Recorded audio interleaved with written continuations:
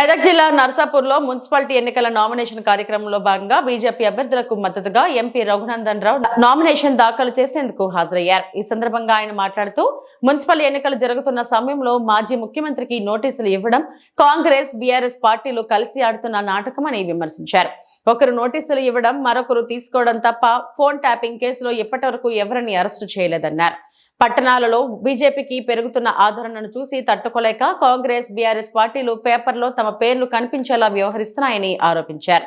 అలాగే బీఆర్ఎస్ నుంచి పోటీ చేసిన ఎంపీ అభ్యర్థి వెంకట్రామరెడ్డి డబ్బులతో నర్సాపూర్ ను కొనేయాలని చూస్తున్నారని, నర్సాపూర్ అభివృద్ధికి ఆయన చేసినది ఏమీ లేదన్నారు. నర్సాపూర్ మున్సిపాలిటీ కేంద్ర ప్రభుత్వ నిధులతోనే అభివృద్ధి చెందిందని ఎంపీ రఘునందన్ రావు తెలిపారు. నర్సాపూర్ మున్సిపాలిటీపై కాషాయం జెండా ఎగిరేయాలనేటువంటి ఒక లక్ష్యంతో ఈరోజు మా అభ్యర్థులందరూ కూడా నామినేషన్ వేయడానికి ఇక్కడికి రావడం జరిగింది. భారతీయ జనతా పార్టీ ఆశీర్వదించినటువంటి అభ్యర్థులతో మాత్రమే మార్పు సాధ్యమవుతుందని పార్టీ చాలా స్పష్టంగా ఒక రకమైనటువంటి మెసేజ్ ఇస్తే ప్రజల నుంచి కూడా దానికి సానుకూలమైనటువంటి స్పందన కనబడతా ఉంది. నర్సాపూర్ నియోజకవర్గంలో ఒక ప్రత్యేకత ఉంది. 10 ఏళ్ళు కాంగ్రెస్ ద్వారా పాలించిన వాళ్ళు ఇలా గులాబీ కండువా కట్టుకొని పాలిస్తూ ఉన్నారు. కాంగ్రెస్ బీఆర్ఎస్ రెండింటి మధ్యలో ఉన్న సంబంధం వీణా వాణీల సంబంధం. ప్రపంచంలో ఉన్నటువంటి ఏ డాక్టర్ కూడా ఆ వీణా వాణీలను ఎట్లయితే విడదీయలేకపోతున్నారో కాంగ్రెస్ టీఆర్ఎస్ పార్టీల మధ్యలో ఉన్నటువంటి బంధం కూడా అట్లాంటి బంధమే. ఆ రెండు పార్టీలను కూడా ఎవరు విడదీయలేరు. ఒక మంచి పాలన రావాలంటే, ప్రజలకు మేలు జరగాలంటే, నర్సాపూర్ మున్సిపాలిటీలో అభివృద్ధి జరగాలంటే అది కేంద్రం ఇచ్చేటువంటి నిధులతోటి నరేంద్ర మోడీ గారి నాయకత్వంలోనే జరుగుతుంది తప్ప ఒకసారి 2 సార్లు 3 సార్లు 4 సార్లు 5 సార్లు ఎమ్మెల్యేలై మంత్రులై అవసరాల కోసం పార్టీలు మారుకుంటూ పోతున్నారు తప్ప నియోజకవర్గంలో మార్పులు రాకపోవడం అనేది బాధాకరమైనటువంటి విషయం.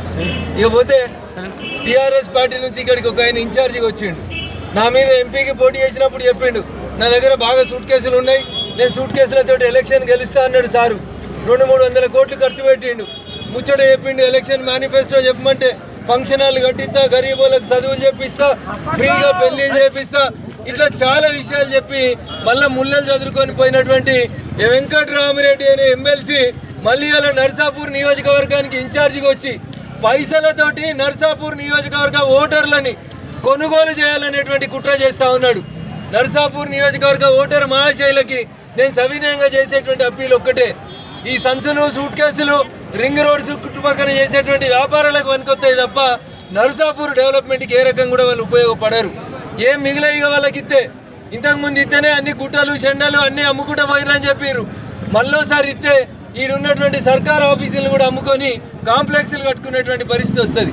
అందుకని నీతికి నిజాయితీకి మారుపేరుగా నిలబడేటువంటి భారతీయ జనతా పార్టీ కార్యకర్తలు నిస్వార్థంగా పనిచేస్తారు. కాబట్టి నిధులు రావాలన్నా, నర్సాపూర్ అభివృద్ధి జరగాలన్నా ఒక్కసారి భారతీయ జనతా పార్టీకి ఈ మున్సిపాలిటీలో అవకాశం ఇవ్వమని చెప్పి సవినయంగా వేడుకుంటా ఉన్నాం. 2 ఏళ్ల కాంగ్రెస్ పాలనలో వీళ్ళు నోటీస్ ఇస్తారు, వాళ్ళు నోటీస్ తీసుకుంటారు. నేను కొట్టినట్టు చేస్తా, నువ్వు ఏడిచినట్టు చెయ్యి. ఏమైనా అకలు ఉందా? ఎవడన్నా ఎలక్షన్ల నామినేషన్ల రోజు మాజీ ముఖ్యమంత్రికి కాంగ్రెస్ ప్రభుత్వం టీఆర్ఎస్ వాళ్ళకి నోటీస్ ఇస్తుంది అంటే పేపర్లలో అయితే కాంగ్రెస్ కనబడాలి, లేకపోతే టీఆర్ఎస్ కనబడాలి. పట్టణాలలో భారతీయ జనతా పార్టీకి రోజు రోజుకు పెరుగుతున్న ఆదరణని దృష్టిలో పెట్టుకొని వాళ్ళిద్దరు ఆడుతున్నటువంటి ఒక నాటకం. ఆ సిట్టుతోటి ఏం కాదు, ఆ టెలిఫోన్ కుంభకోణంలో కాంగ్రెస్కి ఎవరిని అరెస్ట్ చేయడం చేత కాదు.